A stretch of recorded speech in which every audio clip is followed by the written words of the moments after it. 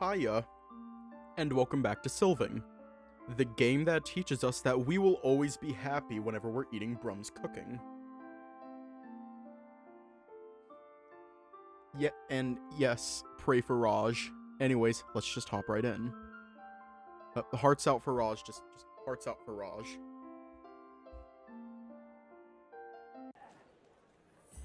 Brum reappears from the kitchen, wiping his hand on a small rag he keeps tucked into his belt. Ah, you've met. I was hoping you'd get a chance to say hi to Trudy. He sure did. He's quite the charmer. He really knows how to treat a lady. Good that she thinks so, because I had no idea what I was saying. While I'd love to stay and chat, I've got an entire inn to serve. They're not gonna get their food themselves. You need to hire more help for the hunt, Brum. A gal can only do so much before the dress twists into a knot. I'll see you around, sugar.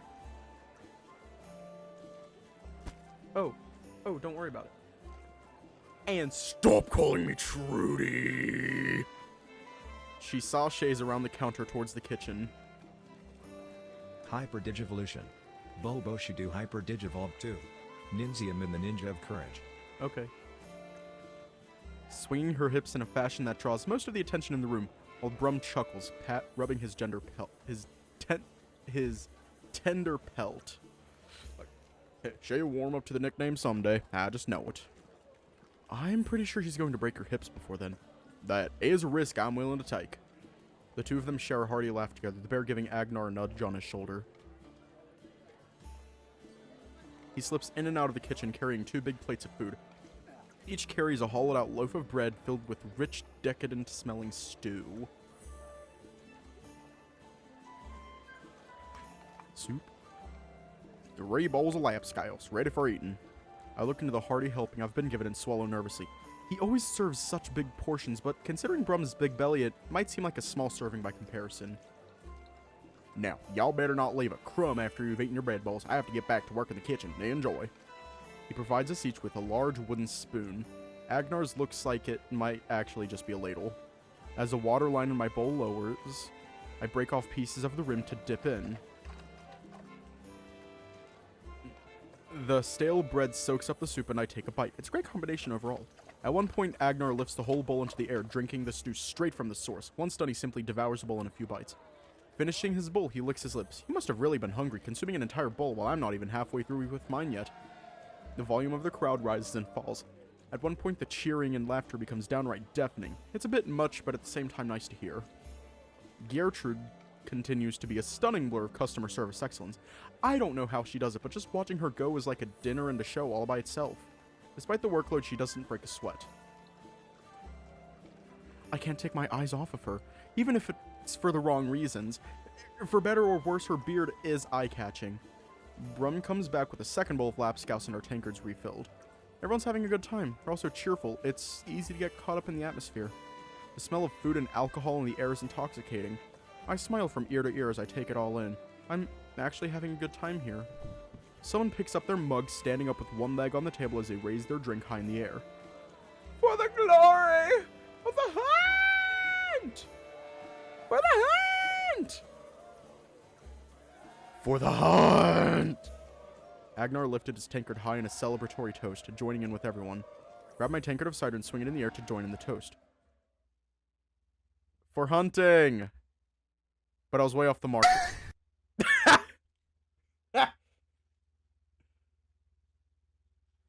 Most of the room was taking a swig from their mugs in unison, leaving the room the quietest it's been all evening. Their eyes all shift towards me. Awkward silence all around.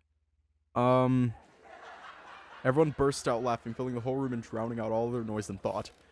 I sink into my chair, feeling hot all over as I'm cringing to death at my own hubris.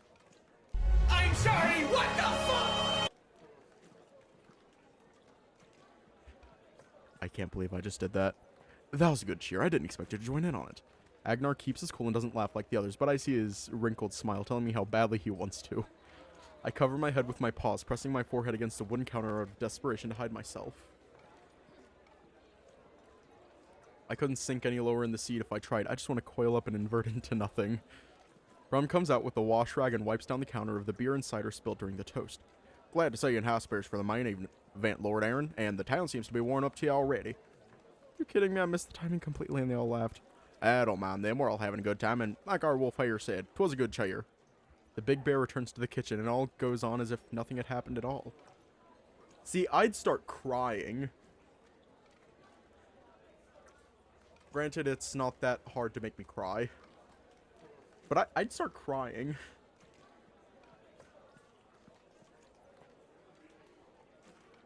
Hiya. No one joined us. You'd melt on the floor. Agnar pats my shoulder with his big cheeky grin on his face. I'm glad you're feeling his spirit. You fit right in with us already. He raises his tankard again, but this time to me. Welcome to Douse, said Aaron. Despite my cheeks still being red, I lift my own tankard, and we clunk them together in a toast. He smiles and takes a big, long, thirsty chug, emptying the whole mug in one go. We chit-chat in between eating and drinking. The embarrassment from earlier is fading, as I return to enjoying my time here with this big wolf.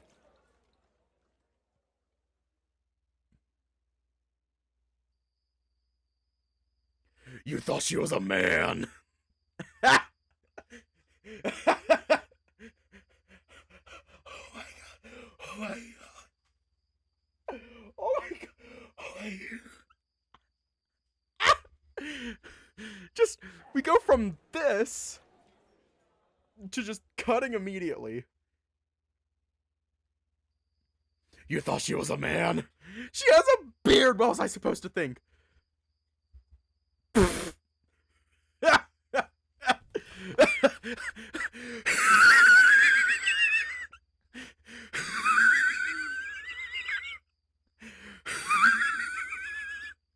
Agnar's literally howling with laughter, hunching over as he tries to catch his breath. Good thing that the streets are completely empty tonight, or people would be questioning what's even going on with him. But the elders, Gertrude would have plucked her head bald if you told her that. Oh my God. I can't breathe. It's time to drink She water. looked like she was about to. All I could It's focus time to on drink was that water. beard. It's time to drink water. It's time to drink water. Oh, please, stop. I don't know what I can take. But couldn't you just smell it about her? Gertrude's obviously a woman. Smell her? Yeah, she has the scent of a woman, so it's unmistakable. Is he seriously suggesting I just sniff at her? We don't go around smelling other people back home. For the most part, we can't even notice our own smell. Then how do you know who's a man and who's a woman? It's mostly visual or vocal. Clothes, body shape, hair, stuff like that. We don't have super senses like you guys. Now you're going to tell me I have to learn how to do that too, aren't you? It would be for the best. Wouldn't want you getting the wrong idea and call someone a man by accident. Lucky for you, smell is rather instinctual and strongly tied to memories. I'm sure you'll breeze through it. I hope so. The light crystals are now aglow with a bright yellow light. I don't know if it's due to their size or some other quality, but they're much brighter than the one Mikkel showed me. It's not all that different from the streetlights back home. Still, just knowing that these crystals use sunlight with magic makes them 10 times more interesting. When we arrive at the house, Agnar stretches his arms behind his head before letting out a massive yawn. Then he begins fishing for the key in his pocket. I follow his lead and stretch my arms behind myself while stifling a yawn. Man, I'm beat. I can't wait to get to bed tonight. The day turned out to be far longer than I thought. First thing I do is go to the bathroom to use the twigs and spices to clean my teeth. Going through 3 of them, I wash my mouth out with water and spit into the bowl. I return from... what? The fuck was that? The fuck was that? Did I not... What was that? What was that? Discord jump scare? What the fuck? Hang on. What happened? What?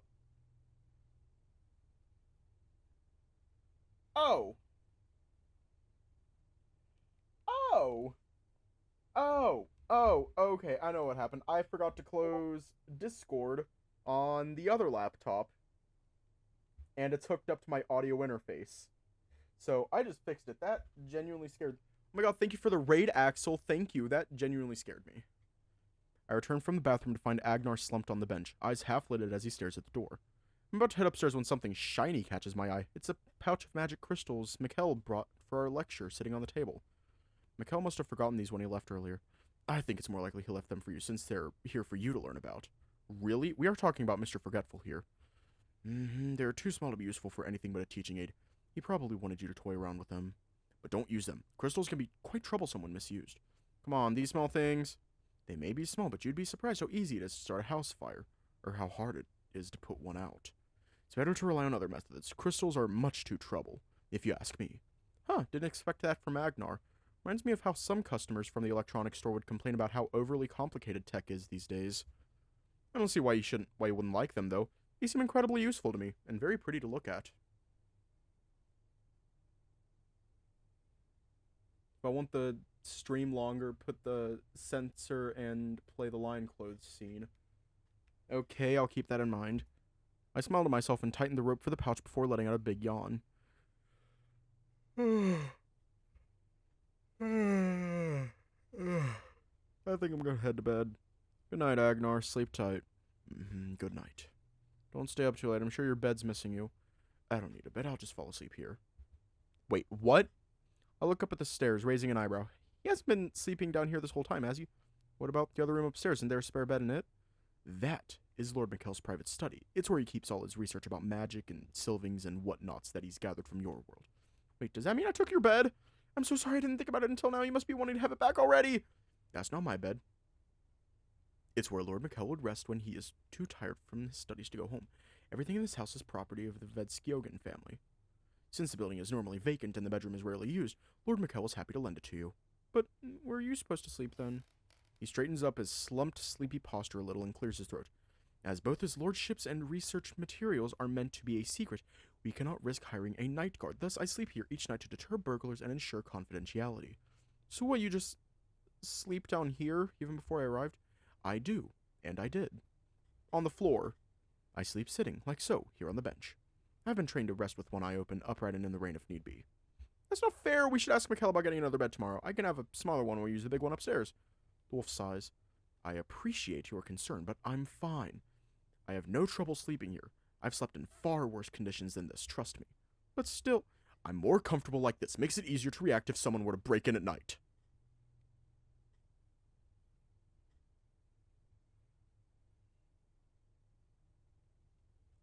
I fidget a bit where I'm standing.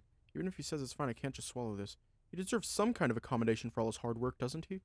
Can I at least bring you down a pillow? I've got two, and they're plenty big, so I only need one. He sighs, smiling in a humorless fashion. I'll think about it.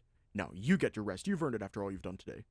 I guess there's no changing his mind, and I'm too tired to make an argument that wouldn't come off as juvenile. Scratching my neck, I try not to dwell on it and reach for the stairs. I give him one last sorrowful look. Alright, I'll see you tomorrow then. Good night, Agnar. I hope you sleep well.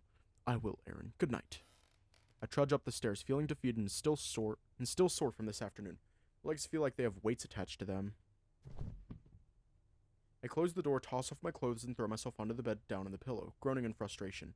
This bed is too big if you ask me. There's enough room for at least two more dear mice to sleep Always watching. Oh shit. It's not fair that he has to sleep on a bench. I can't stop feeling bad for him. Sleeping there doesn't seem comfortable in the slightest. It doesn't seem right no matter what he says. I roll over onto my back and release a beleaguered sigh. It's only then that I realize I'm still clutching the pouch. I was so lost in the moment that I completely forgot I was still holding it. I sit up in bed, peering into the bag. To think something like this is possible really makes me wish we had these in our world. God knows we could use some magic in our boring everyday lives. I'm utterly mesmerized by the subtle movement of the colors within, the way the reflections warp and blend it together. It's a shame they lose their luster when they're used. It's almost enough to make me not want to use them. Almost. I nudge little gems around with my finger, but even their captivating hues can't banish my worries about Agnar and where he sleeps.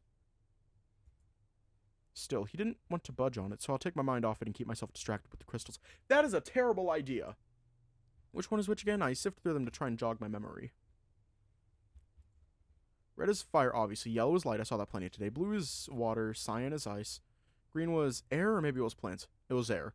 As I ponder it over, I noticed one more crystal in the bottom of the bag that I didn't see before. What's this one? Pull out a perfectly clear crystal. It doesn't glow in the slightest, and I can't for the life of me recall if Mikkel even mentioned it before. No matter how much I turn it, there isn't any color. Not even refracted like a prism. It's clear and transparent. Like glass. What are you supposed to be? I know it's not ice, but going by the established color scheme, I can't imagine what clear would be. Lay back down in bed, holding the stone high above me and turn it over in my fingers. Oh, shit.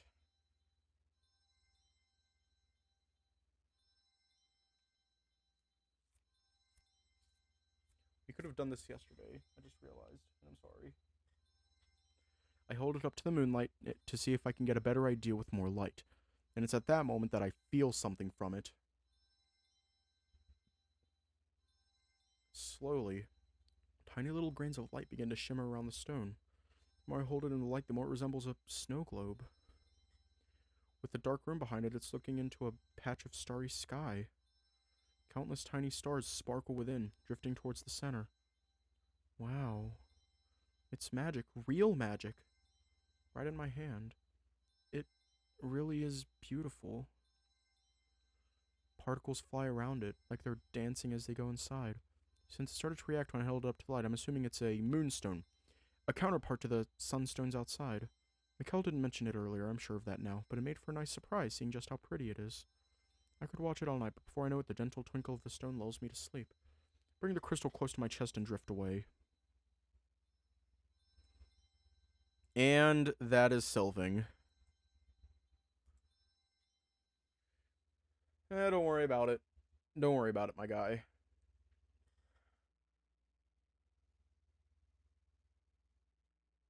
Surprisingly, not the shortest stream we've ever done.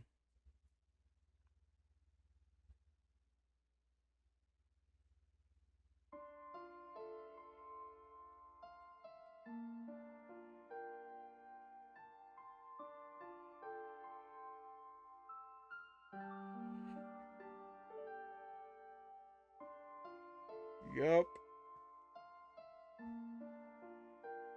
I would show off the gallery, but that might be a bit risky.